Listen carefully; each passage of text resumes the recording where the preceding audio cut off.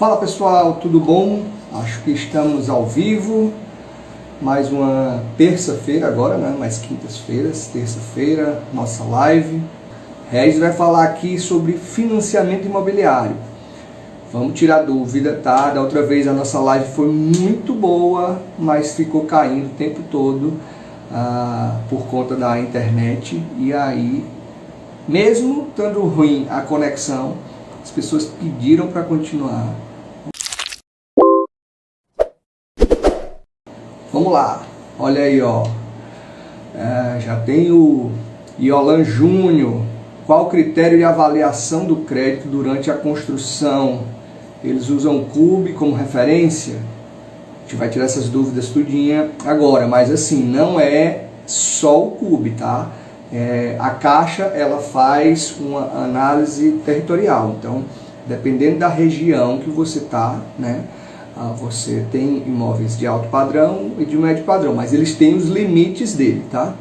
Então, opa, tá aqui, a Elis tá aqui no Cactus. Eu pensei que ela ia entrar no dela, vamos lá. Tudo bem? Tudo bom?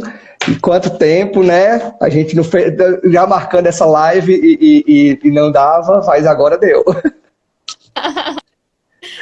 Mas sempre tem um momento certo, né? A hora Sem que dá dúvida. E hoje a gente tem muito assunto, né? Porque a parte de financiamento, inclusive houveram aí recentemente mudanças, a gente vai atualizar todo mundo aí dessas mudanças que tiveram. Tá todo mundo também receoso de sobe juros, não sobe juros, né? Esse cenário aí um pouco incerto, mas uma coisa é certa, né? O financiamento vale demais a pena, né? Isso, tiveram mudanças e teve também o lançamento de algumas linhas novas que não são diretamente ligadas à parte de construção, mas elas têm um recurso de uso livre. Então, tem muita gente procurando para fazer a construção, né? Que é uma outra operação. Entendi. Que é bem Aí interessante também.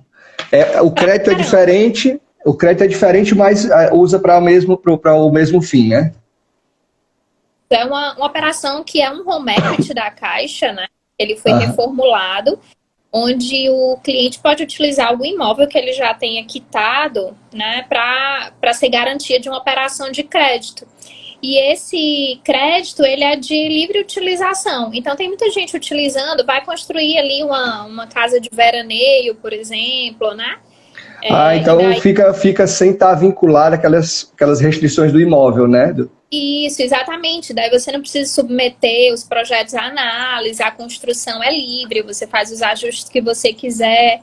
Às vezes tem gente que faz um projeto e no meio do caminho, não, eu quero fazer algumas alterações aqui, né? E aí você não tem essa amarra, porque o crédito cai na sua conta integral e você vai fazendo a gestão dele da forma como você quiser. Então ele é uma operação bem interessante também e bem rápida. Até o custo com a documentação dela é mais simples, né? Assim, é mais econômico, na verdade. Você não paga, por exemplo, ITBI, a gente falou um pouco de custo na última live. Isso. E aí, nessa operação, você paga só as tarifas bancárias e uma taxa de averbação no cartório. Então, você também tem essa economia, né? Entendi. Então, mas assim, isso nem no imóvel que você deu de garantia, né?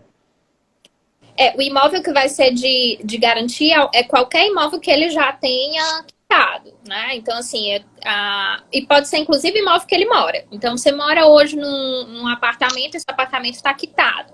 Quer utilizar esse apartamento para utilizá-lo como garantia para uma nova operação imobiliária, uma nova operação de crédito, e esse crédito vai entrar na sua conta com utilidade livre, assim, você não precisa justificar onde você vai gastar o recurso. Entendi. Dessa maneira, você tem um crédito que ele é mais rápido, né, do que aquela aquisição de terreno e construção, porque a única coisa que você vai fazer é avaliar o crédito do cliente, se ele tem capacidade financeira, né, e faz uma vistoria no imóvel, para saber se o imóvel está ali todo direitinho, conforme está na matrícula, né. Entendi. Se você não tem ITBI, que na aquisição de terreno e construção você tem o ITBI do terreno, né? Então você Sim.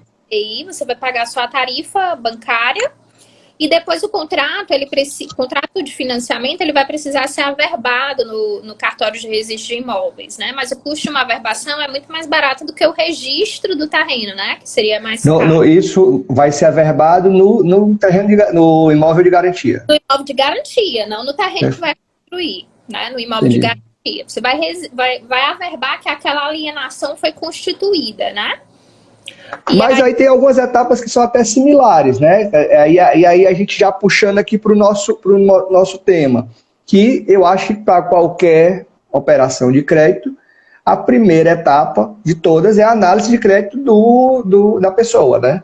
Isso, exato. E aí, essa análise de crédito, a gente sempre fala, né? Que ela vai trazer o seu sonho para a realidade, né? Porque às vezes... Sem dúvida. É o infinito, né? Mas a gente precisa saber se a gente pode pagar o infinito. Então, a primeira etapa sempre é a gente fazer a análise de crédito, né? Dessa maneira, fazendo a análise de crédito inicialmente, tanto é mais econômico para o cliente, como também é um trabalho mais centrado do arquiteto, do engenheiro, da construtora. Porque você imagina, senta com o cliente tem uma perspectiva de construir um imóvel, você faz o projeto, faz uma projeção de um imóvel que é 500 mil, por exemplo, mas o cliente só tem capacidade para 300, então foi um trabalho perdido, né? E foi um custo também a mais para o cliente, porque ele vai ter que pagar um novo projeto, né? Isso. Inclusive é um equilíbrio que, assim, não necessariamente a pessoa não vai financiar. Se a pessoa quiser, vamos dizer assim, por recurso próprio, for opção do cliente, fazer o imóvel maior do que ele tem poder de financiamento, ele paga o restante, né? Exato, não tem problema nenhum. Então, assim, você não necessariamente todo o valor do custo tem que ser financiado, né? Não necessariamente. Então, se ele tem um valor a mais, ele pode financiar só aquilo que ele precisa, não tem problema nenhum. Então, assim, a análise de crédito e uma dúvida que todo mundo tem. Na análise de crédito, quem entra? Porque muitas vezes é a família, né? Ou a pessoa chega, olha, Rez, eu não tenho o salário para fazer, mas os meus pais vão morar comigo.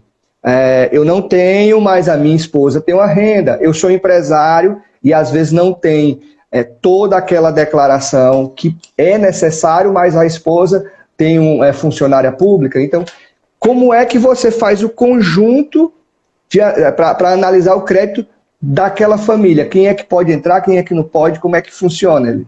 Perfeito. A gente precisa entender que as pessoas que vão estar compondo aquela renda para fins de financiamento, todas elas vão precisar estar na matrícula desse imóvel.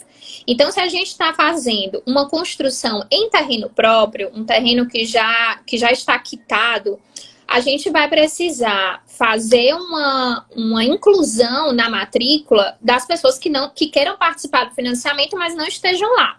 Por exemplo, um casal de noivos, né? Vamos supor que um deles recebeu um terreno de herança que já está no seu nome, mas eles querem financiar o nome dos dois. Então, a primeira providência é incluir o outro participante nessa matrícula. Se a gente está falando da aquisição de terreno e construção, ou seja, o terreno ainda não está quitado, todos os participantes que estiverem dentro dessa composição de renda, no momento que o contrato de financiamento for registrado, todos eles vão ser proprietários desse terreno. Então, é importante só ter esses dois cuidados. Se ainda for terreno quitado e ainda não estiver todos os participantes estiverem dentro da matrícula, configurados como proprietários, precisa fazer essa inclusão antecipadamente.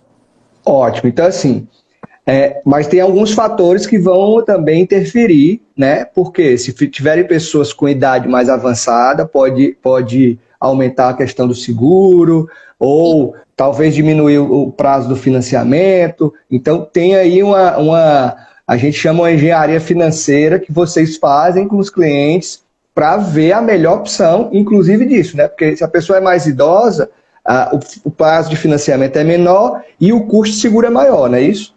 Isso, Regis. E até puxando o ganchinho assim desse exemplo que eu dei dos noivos, né? Muitas vezes, ali está início de vida, eles ainda não têm uma renda muito alta comprovada. E aí, o pai vai participar para compor renda e ampliar aquela margem. Mas aí tem esses pontos que você falou. Quanto mais velho for o participante, menor vai ser o prazo. Como é que a gente vai calcular mais ou menos? A gente vai pegar a idade e diminuir de 80. Então, por exemplo, uma pessoa de 60 anos, 80 menos 60, o prazo máximo são 20 anos, né? Uma continha rasa, vai ter ali uma variaçãozinha de meses, mas a continha é mais ou menos essa. E né? isso pega a pessoa que tem mais idade dessa composição, é isso? Exatamente. Ah, Elis, vamos supor que a pessoa que tem mais idade não tenha renda, vai pegá-lo do mesmo jeito, porque ele vai estar dentro do contrato, né? Então é importante a gente ter esse cuidado. Às vezes, o plus da renda de um pai, de uma mãe, de uma tia, enfim, não compensa a diminuição do prazo que vai ter por conta da idade e o aumento do seguro, né? Todas as operações de financiamento imobiliário, por resolução do Banco Central, elas têm um seguro de morte e invalidez incluídos no valor da parcela. E ele é calculado de acordo com o risco de um sinistro de morte ou de invalidez. Quanto mais velho, esse risco aumenta e proporcionalmente o valor do seguro vai aumentar. Então é por isso que essa análise prévia de cadastro é tão importante também, porque a gente vai levantar essas informações, né? E de repente esse ajuste pode não ser tão interessante. É isso aí, eu até converso com alguns clientes, isso quando vai colocar, e me perguntam, Regis, mas qual é a melhor opção? Eu disse, olha, aí tem que fazer simulações de cada situação para você entender qual o impacto de cada um ali. Quem é que faz isso? A pessoa que vai fazer a parte correspondente, vocês ou a pessoa que estiver atendendo o cliente, para dar esse feedback, esse panorama da melhor opção. Porque pode ser que não seja uma opção interessante. O seguro ficou tão alto que não é uma opção bacana. Você vai aumentar na parcela o seguro e vai diminuir a tua amortização, né? Basicamente isso. Isso, e nessa análise, Regis, que a gente faz, a gente pode acabar descobrindo outros mecanismos de suprir uma eventual diferença que falte. Por exemplo, vou voltar para o exemplo do casal de noivos, né? Certo. O casal de noivos, a gente analisou ali que incluir o pai deles não seria interessante, porque ia diminuir prazo, né? Aumentar o valor do seguro. Mas, de repente, se o pai dele é funcionário público, complementa fazendo lá um consignado no nome dele, entendeu? Essas possibilidades a gente também estuda aqui. Ou faz uma análise de R$1 fácil caixa, que é essa operação do home equity, no nome do pai, entende? Fora dessa operação, então a gente caminha com duas operações paralelas. Essas possibilidades, elas existem, porque a Caixa tem uma pluralidade grande de operações de financiamento. Então, não necessariamente o recurso precisa vir de uma única operação, né? Entendi. Então, você pode ter algumas operações compondo aquela construção ali, aquele sonho. Você não precisa estar tudo de um lado só, né? Isso não.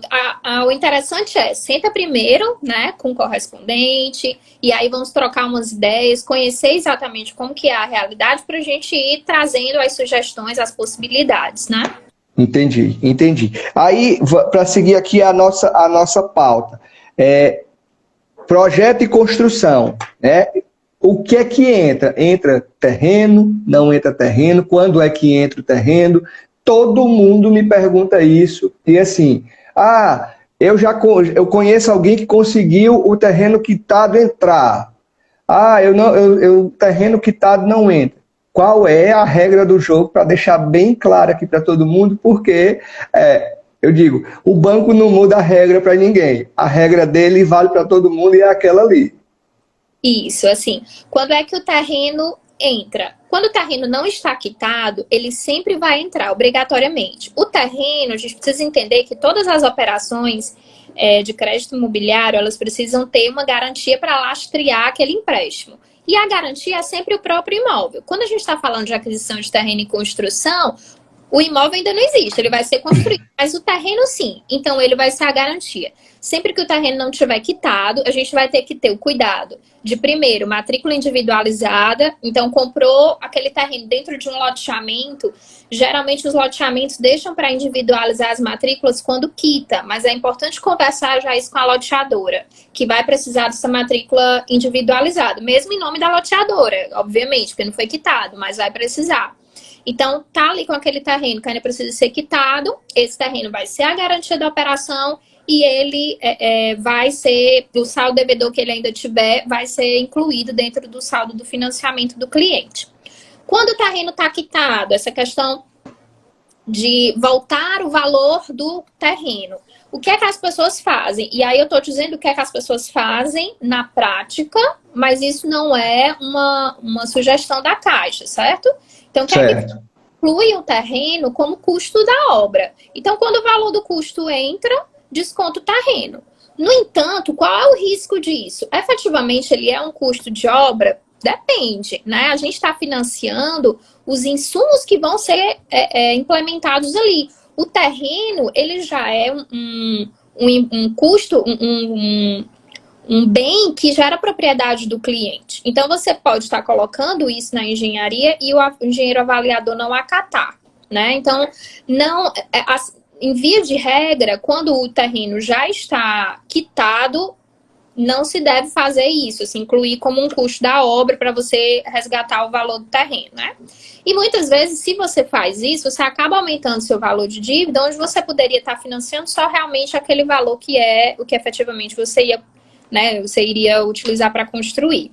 Tem duas coisas que você falou aí que eu acho que é super importante para a gente colocar aqui.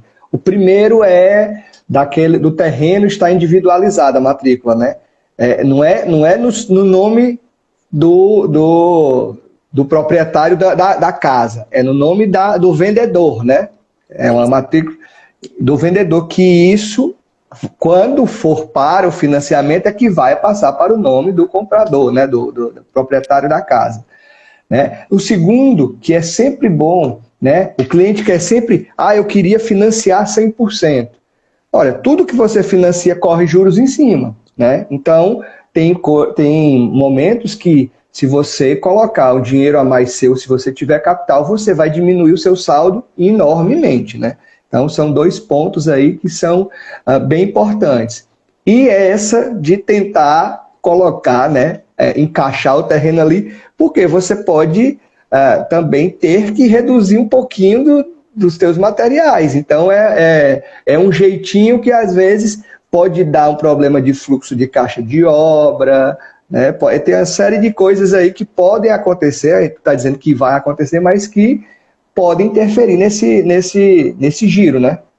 Se você pensar também, muitas vezes as pessoas querem ir por esse caminho porque não querem ter aquele desembolso inicial da obra. Mas o próprio programa, ele já tem uma possibilidade de você ter um capital inicial, que é a antecipação dos 20%, né? Quando você faz aquisição de terreno e construção, o repasse do recurso, né, para o cliente, ele é conforme as medições, né?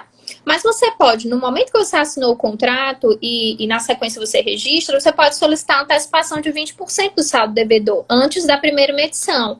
Então, ele já iria te capitalizar o cliente, né? Sim. Isso, inclusive, era o que eu ia dizer agora, porque é justamente isso.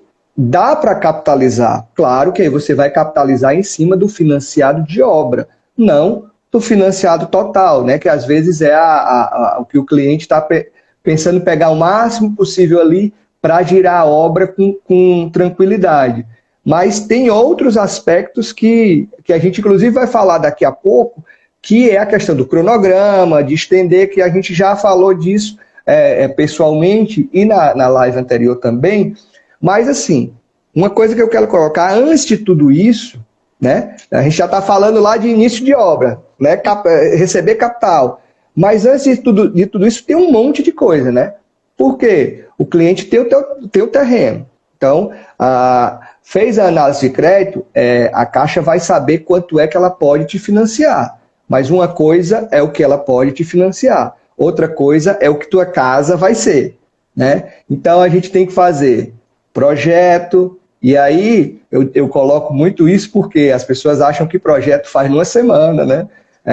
Decide tudo assim, olha, a tua casa que tu vai morar 20 anos daqui para frente, eu vou decidir uma semana, levo para a prefeitura só faz carimbar e devolver, e não é assim, tem um monte de prazo, inclusive eu coloco muito. As pessoas têm que ter cuidado porque acham que também, peguei o projeto aprovado, a Caixa já liberou a obra, também não é assim, né? Então, vamos lá, o primeiro passo, projetos para eu apresentar para a Caixa. Não estou nem falando aqui desenvolver regras e cliente, não. Para eu apresentar para a Caixa um projeto que seja válido, certo? O que é que ele precisa ter? Ele precisa estar aprovado no condomínio, ele precisa estar aprovado no condomínio, na prefeitura. O que é que precisa ter para a Caixa fazer a avaliação, né? Vou dar um exemplo. A casa é R$1 milhão, tá? Eu vou apresentar o orçamento lá. O que é que preciso para apresentar para fechar o contrato, certo? O que é que a Caixa exige? Primeiro ponto, que a gente já até conversou sobre isso, a matrícula, né? Matrícula individualizada. Naturalmente, se ainda não tiver o terreno quitado, ela vai estar individualizada em nome do vendedor, né? Certo. Ainda sobre a matrícula, relembrando, quem participar do processo tem que estar na matrícula, né? Então, se for uma construção em terreno próprio, os proprietários têm que estar lá. Quando a gente vem para a parte dos projetos, a gente vai precisar, se for um empreendimento, se for uma construção dentro de um loteamento, a gente precisa ter ali a autorização da empresa loteadora e precisa ter o comprovante de que está em dias com o condomínio, porque os loteamentos sempre vão ter ali despesas de condomínio, né? Depois vamos precisar do alvará de construção, as certo. ART, do responsável técnico, as ART sobre a obra e os projetos, todos os projetos. Junto com isso, a gente também tem o preenchimento da PCI, Plano de Construção Individual, que antigamente se chamava PFUI, né? Ele é um arquivo da Caixa, onde vão ser apresentados ali os percentuais de construção, né, em cada etapa da construção, e também o cronograma de obra. Então, eu vou construir X% a cada mês, né? Esse documento é importantíssimo que ele seja preenchido de forma correta, porque é ele que vai balizar essa relação dos repasses dos recursos, né? Então, se faz ali um cronograma inadequado, primeiro ele pode ser glosado, né? O engenheiro da Caixa pode ali indeferir o pedido, porque está divergente, né? E segundo, se ele aceita, mas você não consegue, bota um prazo muito apertado, não consegue cumprir aquele prazo, você vai ter problemas na hora do repasse dos recursos, né? Então, sim, assim, é realmente essa. Então, assim, uma coisa importante que é bom colocar aqui para o cliente, ó, para você ter o alvará de construção, você tem que estar o projeto aprovado e definido o construtor, porque já tem que ter a ART do construtor. Então, é até um prazozinho que o cliente nunca pensa, né? Ah, eu aprovei o meu projeto, já vou na Caixa. Não, você já fez o orçamento com o seu construtor, você já sabe quem ele é, porque precisa estar escrito lá quem é o construtor, né? Para tirar o alvará de construção, que vai precisar para o financiamento da Caixa, né? Vamos lá, uma pergunta que todo cliente me faz. Reis, eu quero garantir a minha taxa, certo? Eu quero garantir o meu recurso da minha casa. Já precisa do alvará de construção para isso, Elis, para garantir o contrato, para assinar o contrato? Como é que, assim, eu garanti o recurso para mim? Quando? A primeira aprovação de crédito, a primeira aprovação do imóvel, a gente pode até pedir sem encaminhar o alvará, apresentando só o protocolozinho. Mas para assinar o contrato de financiamento, obrigatoriamente a gente tem que estar com esse protocolo, com esse alvará de construção em mãos. E a garantia da taxa de juros é a assinatura do contrato de financiamento. Então é fundamental que na hora que a gente vai assinar o contrato, eu já tenha a avaliação da engenharia. É além do fundamental, é uma condição... É essencial, né? É essencial. Então, a gente precisa estar, sim, com toda a documentação ok, senão nem aprova na engenharia. E a garantia da taxa é a assinatura do contrato de financiamento. Então, essa antecipação que você falou, né, de já previamente buscar o construtor, isso é básico. Porque senão você não consegue ter. Primeiro, o construtor ele tem que negociar com você qual que é o prazo. Esse prazo ele vai ser informado para a Caixa através desse documento PCI, né? E depois que você negocia, a PCI ela é assinada pelo cliente e pelo responsável técnico, já demonstrando para a Caixa que há um comum acordo entre as partes, né? Então, é elementar. E assim, ao construtor. eu digo que são dois contratos diferentes, né? Você tem o contrato cliente e caixa e você tem o contrato cliente e construtora. A construtora participa do da caixa, mas não tem nada a ver um com o outro. O cliente vai receber o recurso da caixa na conta dele e ele paga a construtora. Então, assim, é até uma confusão que o cliente diz assim, a construtora vai receber o recurso em qual conta? Não, a construtora não recebe o recurso da caixa. O recurso da caixa cai para o cliente e o cliente repassa, né? E a caixa só libera o recurso quando a construção demonstrou que aquela etapa foi efetivamente construída, não é isso?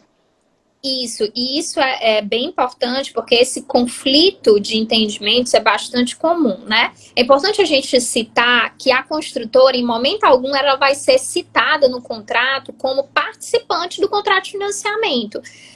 Nem citada como a recebedora desse recurso, né?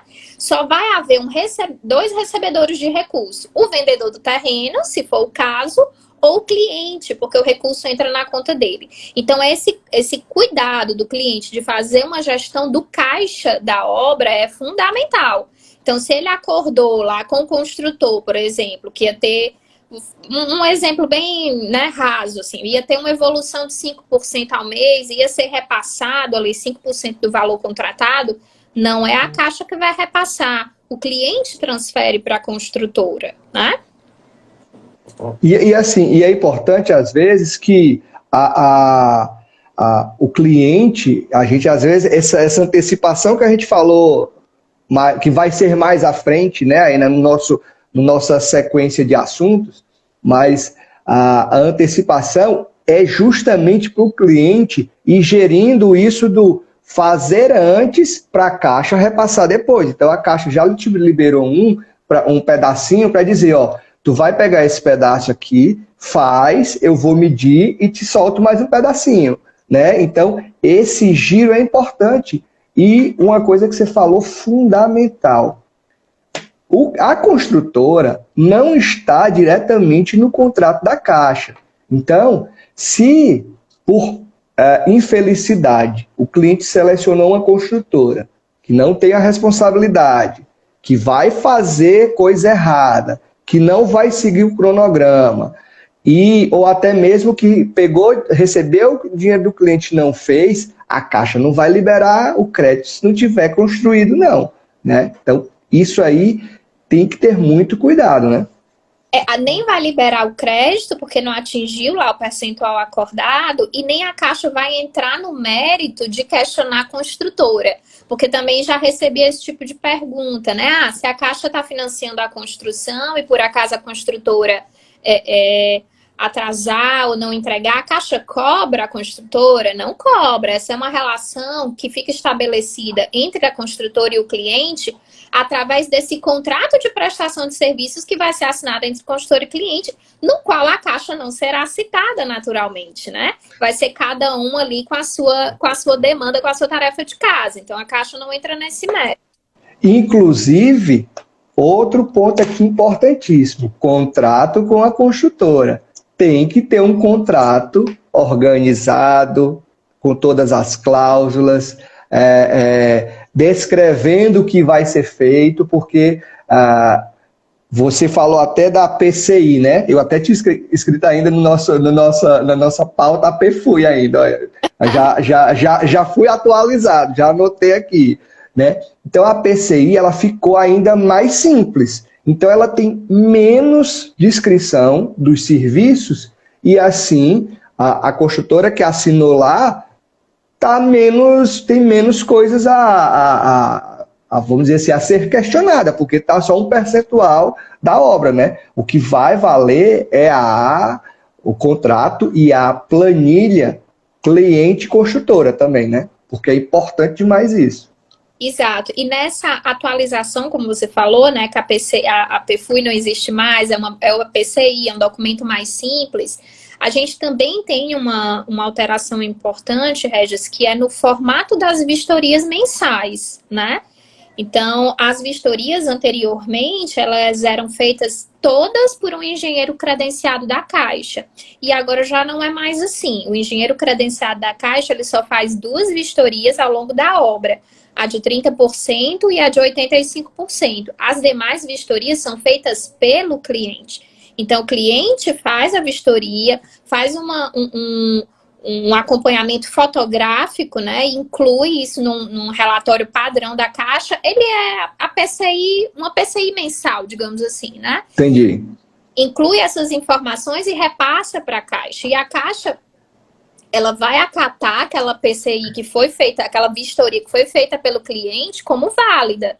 Mas é importante que ela seja muito bem equilibrada a realidade com o que está sendo colocado no documento, porque se você chega nas vistorias obrigatórias e vai dar uma diferença ali, você fica com o recurso travado. Então, por isso é fundamental que você está falando um contrato entre as partes que traga de forma muito clara o prazo que foi acordado. Esse prazo vai estar replicado na PCI, né? Porque, na verdade, a gente falou ali do alvará de construção, precisa do construtor, mas o prazo tem que ser um prazo factível, né, da construtora. Não adianta eu colocar um prazo de... Eu vejo a ansiedade do cliente, é assim, eu queria que 6 meses minha casa estivesse pronta. Cara, depende da casa, né? Às vezes, se você pegar prazos a prazos de desenvolvimento de projeto, de financiamento, de análise, talvez leve 4, 5 meses para começar a obra. E o cliente quer estar morando em 6 meses. Então, começa de um prazo real de construção, né? Mas só para a gente fazer a timeline certinho. Eu analisei o crédito, eu fiz os meus projetos, eu aprovei o meu projeto, defini meu construtor, estou começando minha obra ali, né, considerando que tudo para trás está certo, né, aí vem aquela liberação do recurso, né? Então, se o terreno entrou, vai fazer parte dessa liberação do recurso inicial ou será o terreno essa liberação do recurso inicial?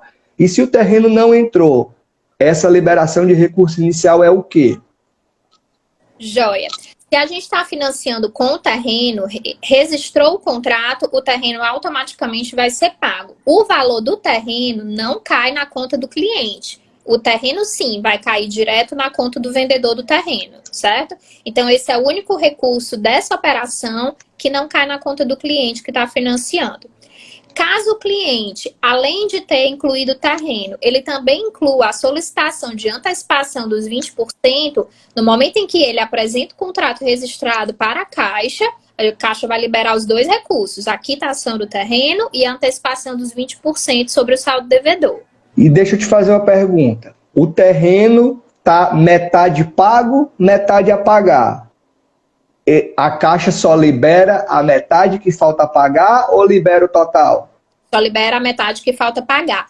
Elis, como é que a Caixa vai saber isso? A Caixa vai confiar o que o cliente está dizendo. Então, o cliente está dizendo assim, olha, eu comprei meu terreno na loteadora X, comprei por 100 mil reais, estou devendo agora só 50. A Caixa vai acreditar nisso, certo? Então, isso é uma declaração que o cliente faz, obviamente que não é uma declaração apalavrada. O cliente vai ali, né, declarar para a Caixa, mas é só ele que assina essa declaração. Agora, é importante também, Regis, que fique claro, assim, se o terreno não está quitado, o contrato de financiamento também vai ser assinado pelo vendedor do terreno. Então, se o cliente está devendo só 50 mil e vai colocar lá no contrato com a Caixa que está devendo 80 mil do terreno, o vendedor do terreno, ele vai estar ciente, porque ele vai assinar isso no contrato de financiamento. E os 80 mil vão cair na conta do vendedor. E aí vamos pegar o internetês agora, né? O golpe tá aí, cai quem quer, né? Porque assim, pode ser que você colocou mais para você tirar mais recurso, fez ali um acordo de cavalheiros com a loteadora, só que o dinheiro vai cair no nome da loteadora. Você falou exemplo de 100. 100, eu já paguei 50 e teria que receber 50, mas eu quero um pouquinho mais para poder girar minha obra com tranquilidade. Os 80 vão cair na loteadora. A loteadora vai ter que lhe devolver os outros 30 e a Caixa não tem nada a ver com isso, né? Se der problema, é problema seu e da loteadora, não é isso? Exatamente. Até porque você e a loteadora, em contrato, declararam que o saldo devedor era aquele, né? Então, o cliente assinou em contrato dizendo que devia à loteadora os 80 mil e, portanto, a Caixa transfere para eles o valor que o cliente declarou como devedor, né? Então, assim, você quer fazer o jeitinho, você vai correr o risco, né? Isso. Você vai. Não estou dizendo que vai dar errado, né? Todo mundo acha que a gente prega assim, o terrorismo, ainda não. A gente pega a realidade. E assim, a gente vê muita coisa acontecer e quer que evitar qualquer probabilidade de acontecer algo que não seja bacana com os nossos clientes, não é isso? É importante sair daquelas ideias fantasiosas, né? Assim, o que é que você pode efetivamente financiar? É aquilo que está dentro do programa que a Caixa está ofertando, né? Então, assim, a Caixa oferta 100% de financiamento de obra? Não. Tem propagandas de construtoras, enfim, de profissionais que colocam isso? Tem, mas você precisa entender qual é a diferença, né? Essa propaganda é a propaganda que ele está fazendo, né? E ela tem. Qual é o sentido que eles conseguem fazer? É isso, assim, tá incluindo um terreno que já está quitado, tá aumentando um custo e tal. Mas isso é lastreado pela Caixa? Não é. Então, pode vir a ter risco de você ter um prejuízo? Com certeza. Né? Quando a promessa é demais, né, a gente tem que desconfiar. Eu digo muito isso para os clientes.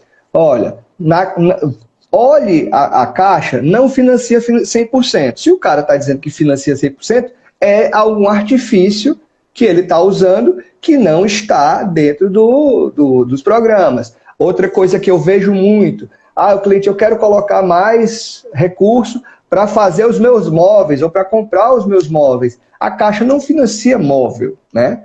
Pelo menos não nessa linha de crédito que a gente está falando. Pode ser nessa outra que você disse que do equity, né? Que você vai colocar um imóvel, porque aí a Caixa não está vinculando essa construção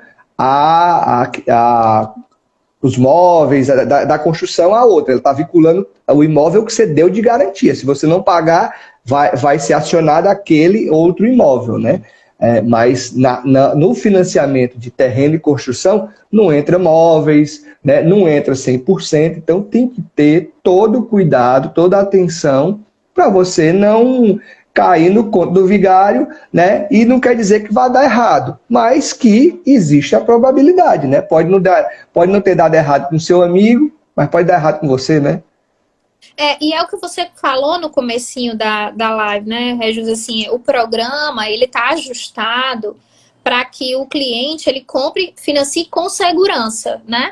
Então, se ele está dizendo ali que você precisa ter 20% de recursos próprios, é porque aquele 20% é o seu lastro para você ter segurança nessa operação, das surpresas que podem vir a ter, né? Você falou assim, o cliente tem ansiedade de uma casa em 6 meses, mas será que é um prazo factível, né? Tem muitas surpresas em obra. E eu nem citei, vou citar, mas assim, já é um exemplo extrapolado, mas olha o que a gente viveu ano passado, né? Tinha muita obra em andamento que por decreto teve que parar.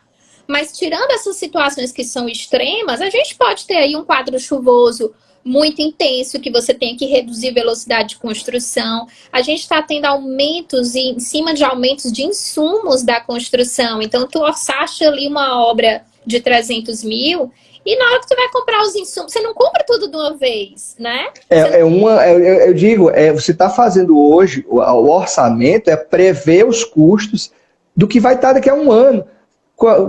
Pega gasolina esse ano, que é que já mudou, pega insumos, e assim, tem muito insumo de construção civil que é baseado em petróleo, né? Que são insumos pesados, que têm transporte, né?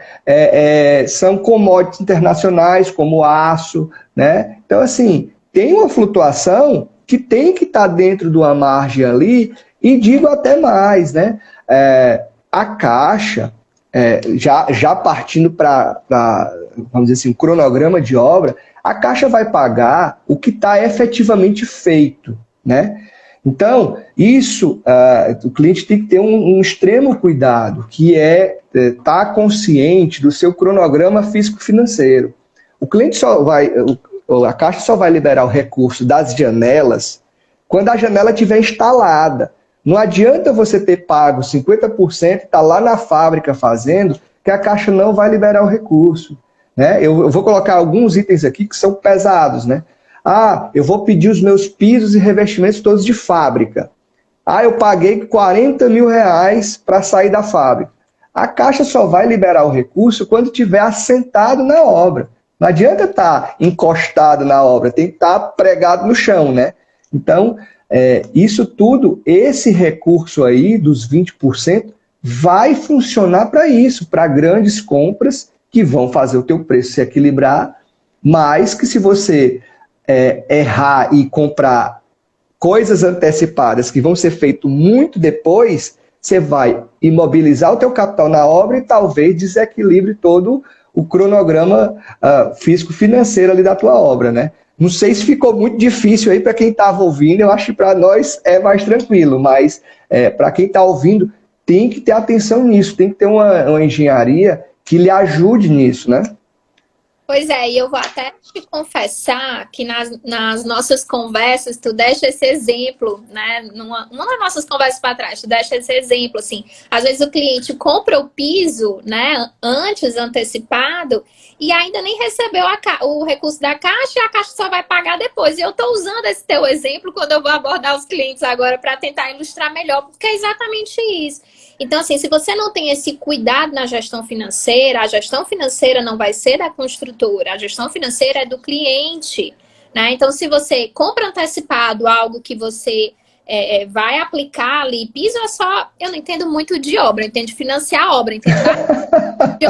Mas o piso, assim, você vai aplicar lá na frente. Se tu compra antecipado, né? E aí vai ficar isso estocado, você não vai poder aplicar, não vai receber aquele valor referente ao piso. E é por isso que é importante também que você entenda que financiar os 100%, às vezes, eu vou financiar 100% porque eu não tenho os 20% de sinal. Isso não é bom. Não é bom, porque você tem que ter alguma coisa em caixa, né? Porque, olha, e assim, vou te falar como arquiteto, construtor. Cara, ninguém vai pegar o dinheiro, meu dinheiro, para fazer a tua obra, né? Para bancar a sua obra, se eu não estiver ganhando em cima. Isso é fato, isso é investimento risco, né? Então, se você não tem nada para construir, guarda, porque não vai dar certo. Não vai dar certo. Senão, quando é que você financia isso aí 100%? É quando você vai comprar um apartamento. E nem isso, né? E nem isso. Ainda tem a entrada que você tem que dar, né? Isso, exatamente. Então, assim, essa gestão, né, do recurso, como você falou no começo, né, o planejamento financeiro, ele precisa ser combinado de forma muito clara em contrato antes de assinar o contrato de financiamento com a Caixa. Porque depois que você assumiu aquele compromisso ali, tá registrado, inclusive, né? Já foi, né? Se você...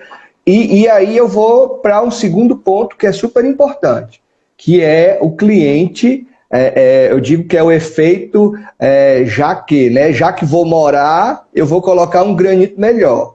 Já que vou morar, já que é para morar, isso a Caixa não acompanha, não. Se você está dando upgrade da tua obra, é dinheiro teu, né? E aí o cliente começa, faltou uma tomada, eu quero mais uma tomada, eu quero mais um ar-condicionado, eu quero piso melhor, eu quero granito. Isso tudo, ou você tem o capital, porque se lá na tabelinha da Caixa o piso está X, ele vai te liberar 80% de X.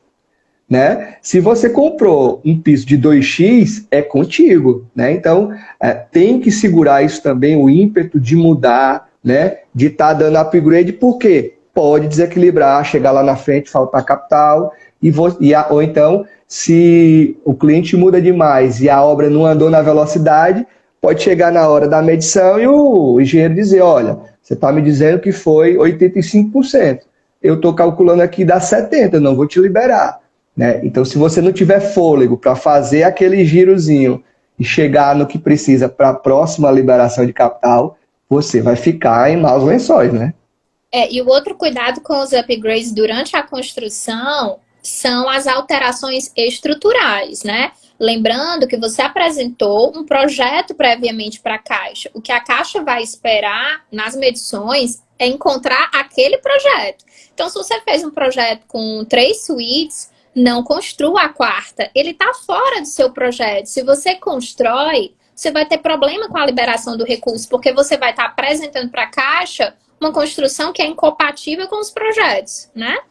Então, isso é importante. Eu até digo, olha, vamos prever tudo que você vai fazer. Por quê? Porque depois que está assinado, como a gente falou agora há pouco, né? Assinou, é aquilo ali, não vai ficar. Eu agora estou pensando diferente. Eu queria um quarto assim, agora eu quero acrescentar um banheiro. Não é bem assim que as coisas vão funcionar. Pode dar problema na tua obra, né? Pode dar problema de você acrescentar banheiro, de você... A máxima, né? Vou aumentar essa varanda porque eu já fiz essa laje, vou colocar o guarda-corpo lá na frente. Vai mudar a área construída, né? Então tem uma série de fatores que o cliente tem que manter o ímpeto, porque tem um agente que está fora da construção e construtora, que é o banco. E o banco, ele fiscaliza, né? É um agente fiscalizador. Então, ele vai ver se está feito direitinho do que foi programado, né? Isso. E para não acharem assim que a gente está apavorando, né, Regis? Não é que não possa nada ser modificado. Então, por exemplo, você fez ali uma projeção de um tipo de piso e vamos supor que na época da compra aquele piso esteja por algum motivo indisponível. Você pode fazer uma substituição, vai haver ali uma margem. O que você não pode é fazer alterações nos projetos, alterações estruturais, né? Eu quero... Eu vou dar os meus exemplos extrapolados de quem não substituir, né, Regis? Mas, assim, o exemplo que você falou, aumentar a área, você mudou estruturalmente. Construir um novo cômodo, você mudou estruturalmente. Não, eu quero colocar só um tipo de pintura diferente. É outra coisa. Eu quero mudar um tipo de revestimento. É outra coisa. Não é estrutural. Você está caminhando ali dentro de uma margem de custo, né? Então, assim, você pode, de repente, até comprar um piso que é mais econômico. Ou não, você acha que está sobrando dinheiro, quer botar um piso um pouco melhor. Ok. Não pode fazer alteração gigantesca no projeto que desconfigure o projeto original. Inclusive, existem alterações que eu digo que são mais estruturais, mas que envolve, assim, eu diminuir um cômodo e aumentar outro. Eu vou, sei lá, aumentar uma porta no meu armário e vou diminuir um pouquinho o meu banheiro. Isso não reflete tanto em custo de obra. Agora, se eu vou criar um ambiente novo, se eu vou aumentar um ambiente, aí começa o estrutural. Inclusive, você vai voltar para a etapa lá de aprovação. Porque você mudou a área construída, vai aprovar, vai ter que mudar o teu alvará de construção, aí o teu alvará de construção está vinculado ao financiamento, aí você vai ter que pedir a modificação na Caixa. Então, assim, é um efeito dominó gigantesco que o cliente não sabe disso, nem é obrigado a saber disso, né? A gente que tem que orientar bem o cliente. Por isso eu falo muito, é uma coisa que é uma frase minha aqui no escritório, é que eu tenho que deixar o meu cliente amadurecer o projeto. Porque se eu fizer rápido, ele vai chegar lá na frente e vai querer mudar na obra, né? Então, assim, com esse amadurecimento é mais difícil isso acontecer, mas acontece. Se for coisa simples, como a gente falou, pintura, revestimento, eu quero minha bancada da cozinha um pouquinho maior. Isso não vai mudar em nada a estrutura da tua casa, né? Então... Pode fazer... muito profundas, né? Eu vou acrescentar uma piscina. Isso não dá, né? Eu vou duplicar o tamanho da minha varanda gourmet, né? Então, assim, são coisas que não dá, ou vou mudar a laje, quero fazer um rooftop na minha casa, vou botar piso lá em cima todinho, para ficar naquela laje ali, no sol maravilhoso do Ceará, né? Assim, 4 da tarde, queimando lá em cima. Não dá para fazer isso, né? Mas se forem mudanças pequenas, pontuais, dá para fazer. Inclusive, o que eu digo muito, se for uma mudança que às vezes é necessária e é um pouquinho maior, conversa antes com a gente, conversa com a construtora, conversa inclusive com a pessoa que lhe atendeu ali do financiamento, para ver se vai impactar e para ver se vale a pena. Isso, porque essas mudanças não quer dizer que elas não são permitidas, mas você precisa ter essa conversa pelos pontos que você colocou. A gente vai ter que reapresentar os projetos para a Caixa, novo alvará de construção, porque vai se alterar a área, você vai ter que retificar as ARTs, porque já foram emitidas, né? Sim, sim. Vamos apresentar isso tudo para a Caixa. O dinheiro da Caixa vai validar. Ele pode glosar ou não, né? Ele pode aceitar ou não. Então, assim, é preciso fazer o que você falou. Amadurecer muito, muito, muito projeto antes. Pensa profundamente tudo que você vai querer, porque se você quiser botar lá aquele espaço no teto para se bronzear, né? Com a jacuzzi, pensa antes. Pensa antes, porque a jacuzzi já interfere, inclusive, em um monte de outra coisa. Já vai para a área construída, né? Então, assim, e tem coisas que são... É possível tecnicamente fazer, mas não é legalmente.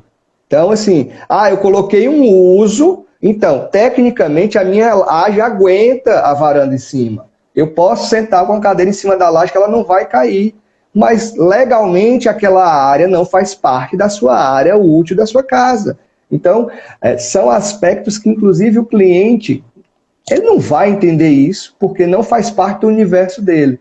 Mas a gente orienta. Você quer aumentar a varanda? A gente aumenta. Vai dar esse problema, e tem essa sequência de correções a serem feitas. Quer fazer? Faz. Agora é um risco e é uma trabalheira que você vai fazer e ainda pode chegar lá na frente e dar um entrave ali de banco se você fizer, né?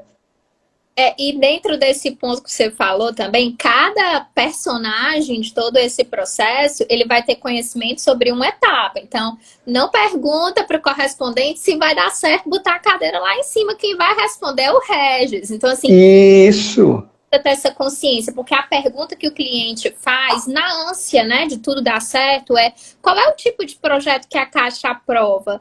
A Caixa, ela não vai fazer críticas ao que você escolheu fazer no seu projeto, se você quer que os quartos sejam na frente, a entrada da casa nos fundos, essas disposições, a Caixa não entra nesse mérito. Ela vai só exigir que esteja dentro dos padrões de construção, e esses padrões...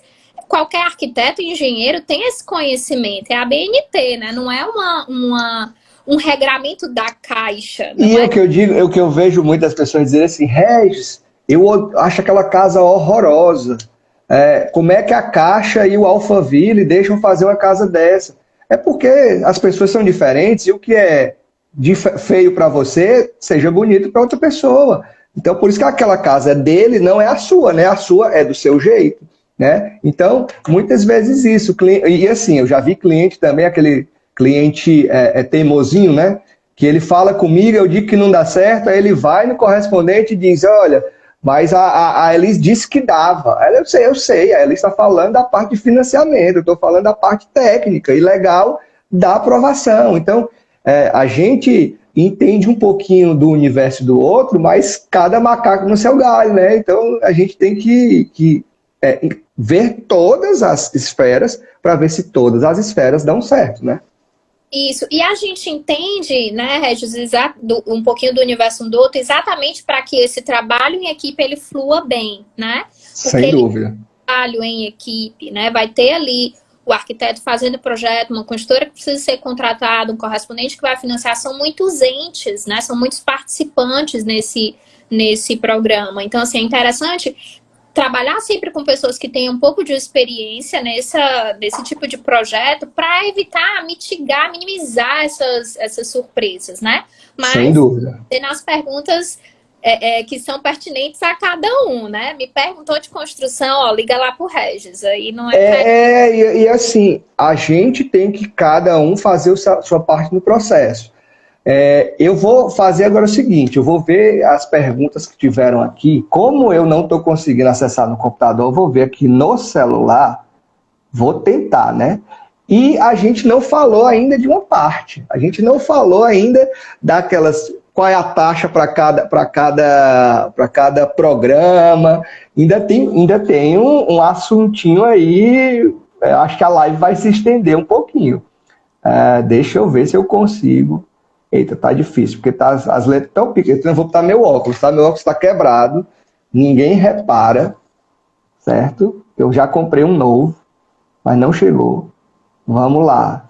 Tinha algumas perguntas aqui.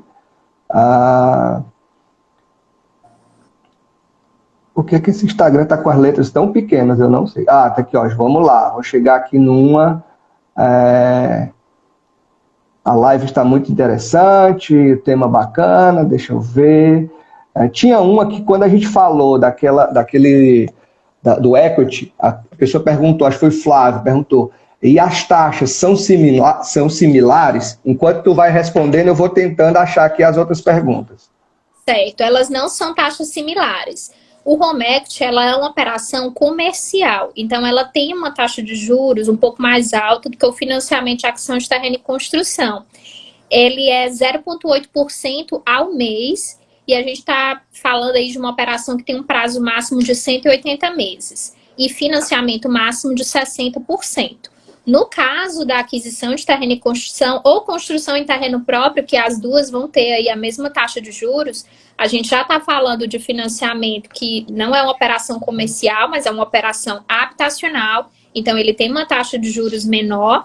Essa taxa de juros, ela está em torno de 8,5%, mas quando o cliente tem relacionamento com a Caixa, e esse relacionamento pode ser feito no momento que o cliente vai fazer o contrato de financiamento, essa taxa de juros pode reduzir. Então, a gente tem aí uma variação de 7,5% a 8,5%.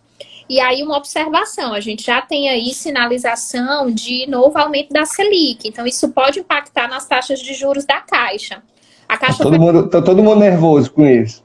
A Caixa foi a única instituição financeira que não teve alteração de taxa de juros agora, né? Todos os outros bancos coloridos já aumentaram suas taxas de juros habitacionais. Essa modalidade de aquisição de terreno e construção, ela é exclusividade da Caixa. Você não tem essa operação em outras instituições. E a Caixa continua com a mesma taxa de juros. Então, quem está ali com o projeto já no finalzinho, o momento é agora, né? Acelera, né? Não fala isso não. Porque aí os clientes vão tudo me ligar querendo apressar. E tem outra pergunta do Flávio também. Qual o percentual da avaliação do imóvel? Eu acho que o imóvel que você vai dar de garantia, né, é liberado para esse tipo de empréstimo. No home equity, você pode financiar até 60% do valor do imóvel.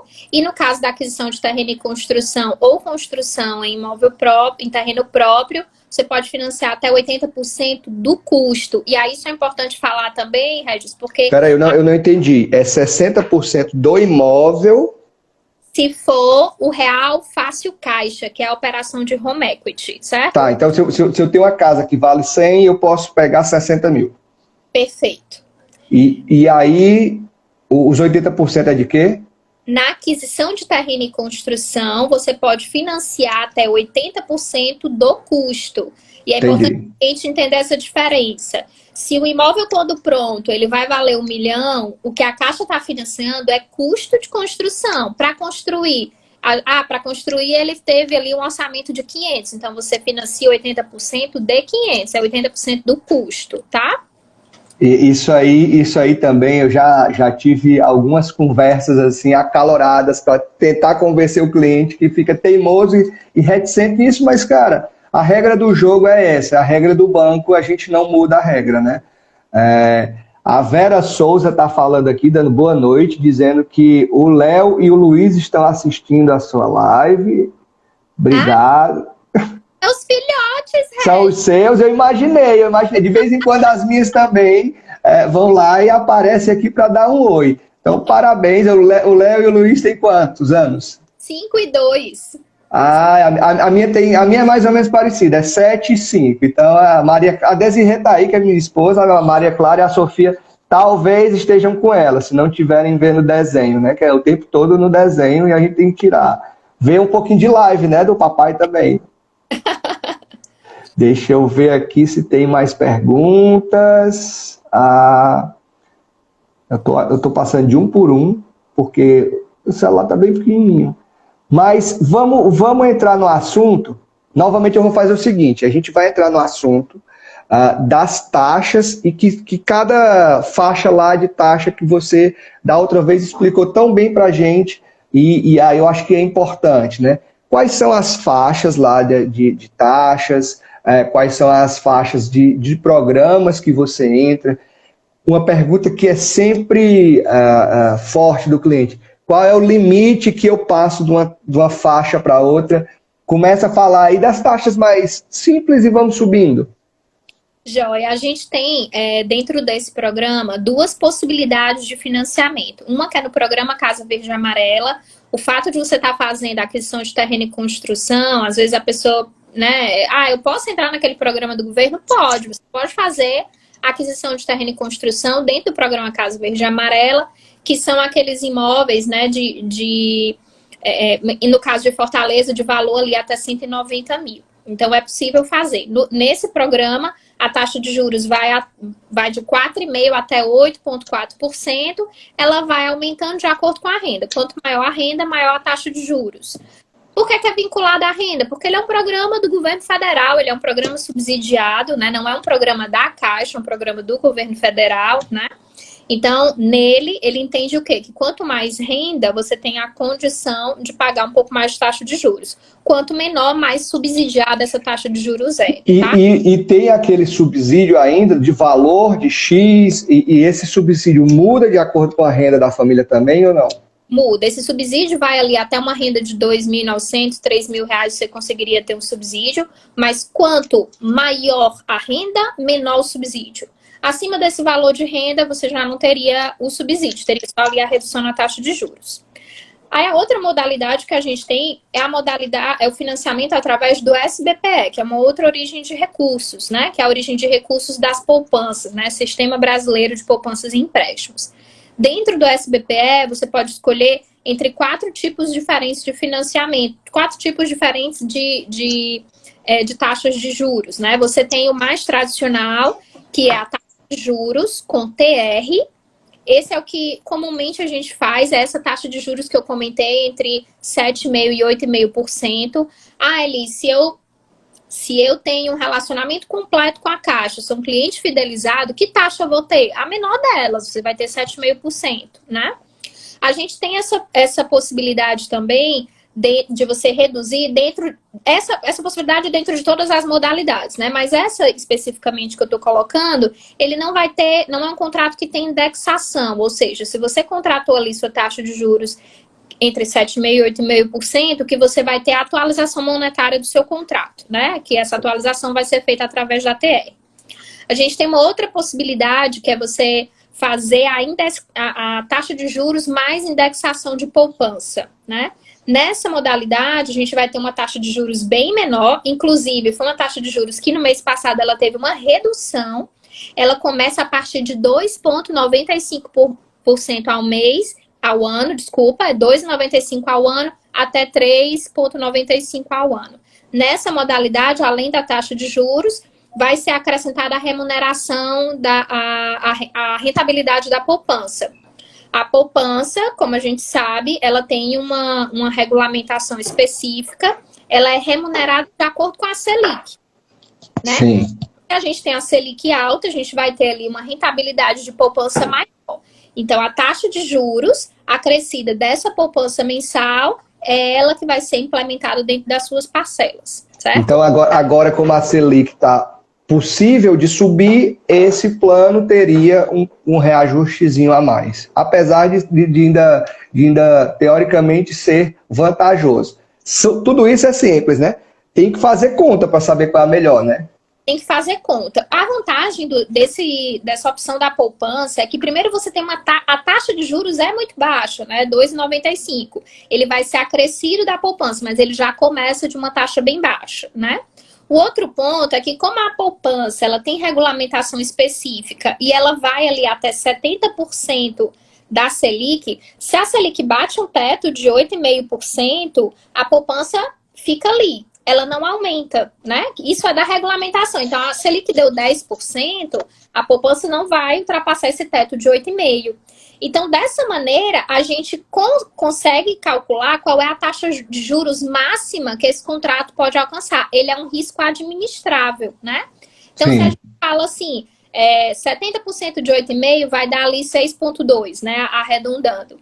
6,2 com a taxa de juros de 2,95, que é a taxa mais baixa, eu tenho ali uma possibilidade desse contrato chegar até 9,2% ao ano. Então, você tem um limite. A sua taxa, não, a sua parcela, ela vai ter variações. Ela não vai ser uma parcela linear e nem vai ser uma parcela decrescente. Ela vai ter ali oscilações. Mas você consegue saber qual é o máximo de juros, o risco máximo de juros que você tem nessa operação, né? Isso aí tá falando de 9 ao ano, né? Então, assim, Ao ano. porque a pessoa escutar o mês vai sair correndo, né? Mas não, é É. ao ano, e aí e é calculado dos últimos 12 meses, é isso? No caso da poupança, ele vai atualizando mensalmente. Mas pegando o período dos últimos 12 meses. Isso, exatamente. Pronto, Exatamente. perfeito. Os últimos 12 meses, né? Aí a E gente aí, tem tu falou duas, né? Teria mais... 4. Aí a gente tem uma outra que é a indexada pelo IPCA. Então, eu vou ter ali uma taxa de juros, e essa taxa de juros do mesmo sistema da poupança, né, mensalmente, ele vai ser acrescido do IPCA. Essa, quando foi lançada, era uma modalidade muito interessante, porque a gente estava num período, ela foi lançada em março do ano passado. A gente estava num período em que o IPCA estava super baixo, então ela era uma operação muito barata. Com o aumento crescente da inflação, o IPCA, naturalmente, ele é um reflexo disso, né? Ele é a leitura Sim. da inflação. Então, essa modalidade a gente já está com um risco mais elevado para o cliente, né? Porque a gente já tem variações maiores na taxa de juros. E, por fim, a gente tem a possibilidade da taxa pré-fixada, ou seja, é a taxa onde não vai ter atualização monetária e nem indexação. Então, a taxa que o cliente contratou vai ser a mesma que vai remunerar o contrato até o final. Como a gente vai ter ali um contrato que é congelado, não tem indexação nem atualização monetária, de quem é o risco? É do banco, o risco inflacionário. Se o risco é do banco, taxa de juros mais alta. Nessa modalidade, a taxa de juros vai variar de 9,75% a 12,5%. Não existe almoço grátis. Tá? Né? A gente tem, isso aí eu digo, e isso vale para tudo, né? Se o risco, olha pessoal, estou financiando minha casa 100%. Se o risco é da construtora, todo risco, remuneração maior, isso é fato. Se você está com risco alto para a construtora e preço muito baixo, cuidado, né? Então, assim, a pessoa tem que saber onde é que está entrando, porque isso tudo que a gente falou aqui é para você não entrar numa cilada, porque depois que você está dentro da cilada, sair é mais difícil, né? Então, aí tu já falou os 4? Isso, os 4. Então, Teria mais. Agora, isso tem um teto, né? Teto de valor de casa, ou não? No caso do SBPE, não tem. O programa Casa Verde e Amarela tem. E aí, esse teto do programa Casa Verde e Amarela é determinado pelo município. Então, a gente tem uma tabela de municípios, né? E aí, cada município vai ter ali seu limite. Então, vamos pensar que Vamos Fortaleza ou Eusébio? É o quê?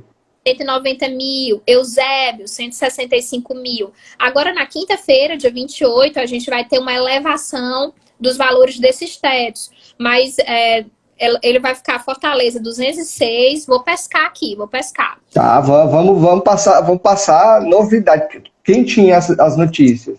Isso. Então, a gente vai ter, no caso de Fortaleza, a partir de quinta-feira, esse limite do programa Casa Verde e Amarela vai para 209 mil e no Eusébio 181.500, né? Agora sim, para as casas de alto padrão, porque o cliente chega aqui assim, eu ouvi dizer que se passar de 1 milhão é ruim.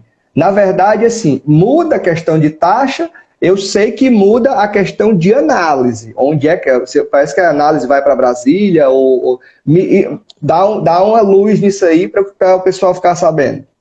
A gente muda nas duas coisas. Então, o programa de financiamento habitacional, ele é dividido em 2 ambientes. O SFH, Sistema Financeiro de Habitação, que vai ali até o teto de 1.500.000, que são essas taxas que eu falei. E a gente pode financiar nessas mesmas modalidades, mas no SFI, né? Que é tudo que a gente tem aí de imóvel acima de 1.500.000.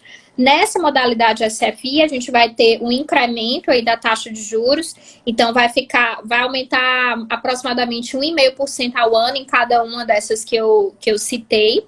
E a análise, ela é um pouco mais criteriosa. Naturalmente, você está financiando mais, você é um cliente que vai ter ali um risco maior, né? E no caso de uma inadimplência.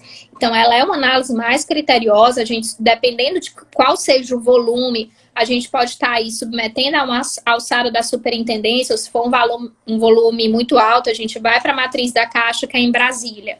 Então, tudo que é acima de 1.500.000 tem esse incremento aí de cerca de 1,5% na taxa de juros, e a gente vai ter que submeter isso a um segundo comitê de crédito, né?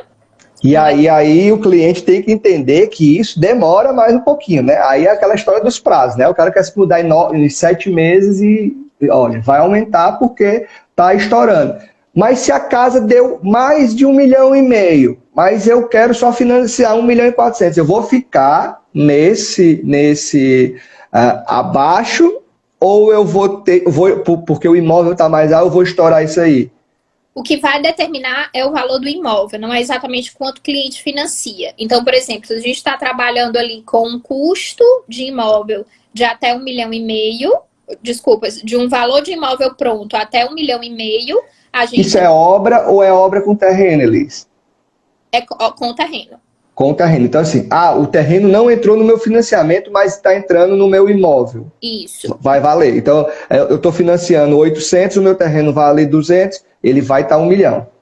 Isso, exatamente. Bacana. Então, assim, a gente tem que olhar o valor daquele imóvel por inteiro. O terreno, ele faz parte, né? Então, assim, deu até 1.500.000 no valor do imóvel, ok, a gente está dentro do SFH, a gente vai ter a taxa aí um pouquinho menor, e a gente está falando de um processo que está aqui na alçada de agências. Partiu desse 1,5 de limite, a gente já vai para a alçada superior de superintendência ou de matriz da Caixa, vai ter esse incremento da taxa de juros e a gente tem um comitê extra, né? Porque todo processo ele vai ter um comitê de análise. No caso, acima de 1.500.000, ele tem 2 comitês de análise. Entendi. E aí, vamos lá, vou colocar aqui as dúvidas que eu escuto dos clientes. Isso tudo bem, mas a minha casa deu 1.550.000. Eu quero baixar o preço da obra para o meu financiamento. Lá naquela PCI, eu tenho um mínimo e um máximo, né? Então, assim, eu não posso estourar o mínimo para, teoricamente, fazer uma obra barata para você financiar menos, porque eu vou sair dentro daquela margem que a Caixa não vai aceitar. Então, volto lá no início. Saber exatamente o que o cliente quer para já começar o projeto direcionado, porque se chega lá na frente e diz, não deu certo por isso, por isso, por isso, e vamos mudar o projeto, você voltou todas essas casinhas que você andou, você volta, né? Isso. E aí, lembrando que quem analisa esses projetos, né, é um engenheiro, é o engenheiro da Caixa. Então, assim, não adianta você levar um valor ali que está incoerente com a realidade, que a Elis não vai saber dizer que está incoerente, mas é um profissional engenheiro que vai avaliar, né? E quem faz a PCI é o engenheiro da obra que via para o engenheiro da Caixa analisar. Então é conversa de engenheiro ali. Né? Com colegas. Inclusive, a gente até também sugere que a primeira vistoria em loco, ela esteja presente para receber o engenheiro da Caixa, o responsável técnico da obra. Porque aí sim você vai ter uma conversa entre pessoas que têm o mesmo entendimento, né? E até tirar alguma dúvida que surja. Isso, não, vai precisar fazer algum ajuste, você já está ali para resolver isso, né? Sem dúvida. Não, eu acho que aqui a gente arrematou, mas eu vou olhar aqui, que assim, tinham vários comentários aqui, né? O Flávio que perguntou da questão da equity, ele disse que ficou bem explicado para ele, mas assim, eu não sei se foi a pergunta dele. Existe limite do imóvel? Vou dar um exemplo. Eu tenho um terreno de 2 milhões de reais. Ele entra nesse equity, ou qualquer imóvel que esteja, é claro, bem avaliado, ele entra nessa modalidade? O home equity é para imóveis habitacionais ou comerciais, então se for só um terreno, a gente não consegue fazer a operação. E ele não tem limite, então se você tem ali um imóvel, por exemplo, imóvel comercial, que geralmente tem um valorzinho um pouco maior, você tem um imóvel comercial quitado, que ele tem um valor de 2, 3 milhões, pode ser utilizado. Então tem que ser comercial ou residencial, não pode ser terreno, não pode ser outro tipo de... Pode ser terreno e não pode, e aí acrescentando, precisam ser em área urbana, então não pode ser assim uma chácara, né, em zona rural e tal, se tem que ter IPTU, né, então assim, se você vai para rural, já não é IPTU, né, é ITR, né. É isso. Se for dessa maneira, você não consegue, então a gente precisa ter um IPTU, tá? Bacana. Vou seguir aqui os comentários, que eu acho que está nos nossos últimos minutinhos. A Érica falou que foi muita informação importante e teve aqui o Bira Andrade, um amigo. Parabéns para Regis e Elis pela live, informações muito importantes. Assim, é muita coisa, né? Quase que não dá tempo aí da gente falar de tanta coisa. Se você tiver alguma colocação aí final, Elis, fica à vontade, né? Foi assim, muito bacana a gente conseguir repetir a live agora do começo ao fim, sem interrupções, né? E assim, deixa o teu contato aí para quem quiser falar contigo, para quem quiser tirar dúvida contigo também, fica à vontade, o espaço é teu.